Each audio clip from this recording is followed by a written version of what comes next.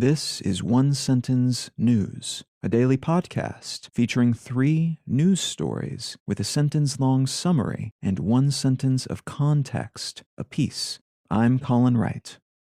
This is a sponsored message. I've been using Anchor as my podcast host for a while now, and it's been a pleasure to use. Anchor offers benefits that most other hosts do not. It's free to use, but it also has a collection of tools that allow you to create a podcast completely within the Anchor website or smartphone app. They distribute your show to Apple Podcasts, Spotify, and all the other distribution channels without any additional effort on your part, and you can make money from your podcast without any minimum audience size. So you can use it as a more traditional podcast host like I do, but it's also got everything you need to start a podcast from scratch. If you're keen to give it a shot, download the free Anchor app or go to anchor.fm to get started.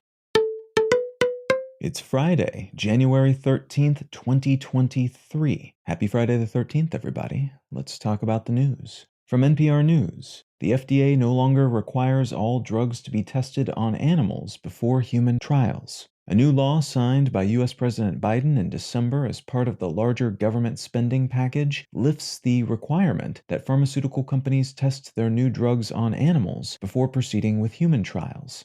This law allows drug companies to opt to use gadgets that replicate the functionality of human organs, called organs on a chip, when testing their earlier stage drugs instead of animals, which is good for the animals in the sense that they won't be experimented on and then killed by pharma companies that choose to take the chip-based route. And it's potentially good for the companies as well, as such a change could reduce costs and the time required to complete that part of the pre-human trials drug approval process.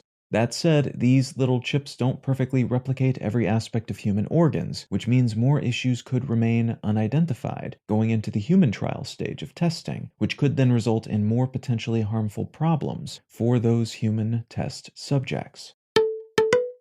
From the Wall Street Journal, climate startup removes carbon from open air in industry first. A carbon drawdown company called Climeworks has announced that it successfully pulled carbon dioxide from the atmosphere and stored it underground, the first time this has been accomplished at a meaningful scale and in a third-party verified fashion. The world is rushing to replace CO2-emitting energy sources with clean, renewable energy sources, which will help lower future emissions. But because there's already so much CO2 in the atmosphere, it's generally understood that carbon drawdown of some kind will also be required if we want to avoid the worst impacts of climate change. Thus, a lot of companies have demonstrated interesting approaches to accomplishing that end, but Climeworks is one of the few that has successfully monetized the process, with customers like Microsoft and Shopify paying them for each metric ton of carbon they demonstrably pull from the atmosphere. And now they've managed to do so with third-party verification, which is another feather in their cap, but also may mark a new stage of practicality and professionalization in an industry that till now has been populated almost entirely by big talk and proofs of concept. And from Reuters, U.S. inflation retreating as consumer prices fall, labor market still tight. U.S. consumer prices dropped by about 0.1% last December, and the Consumer Price Index increased by 6.5%, the smallest increase since October of 2021. This is generally seen as good news, as it suggests growing inflation has peaked and is relatively rapidly diminishing. Though to be clear, this just means prices are increasing less fast than they have been of late, not that they're no longer increasing.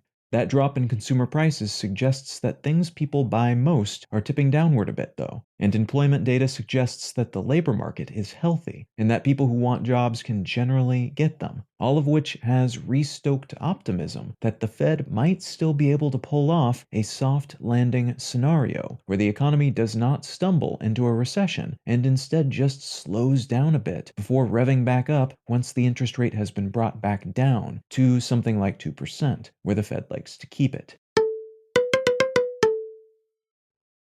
If you're finding some value in One Sentence News, consider leaving a quick review wherever you get your podcasts and/or sharing the show with a friend. You can find out more about this show or subscribe to the email version at onesentencenews.com. And you can support this and other related projects, like the Let's Know Things and Brain Lenses podcasts, at understandery.com.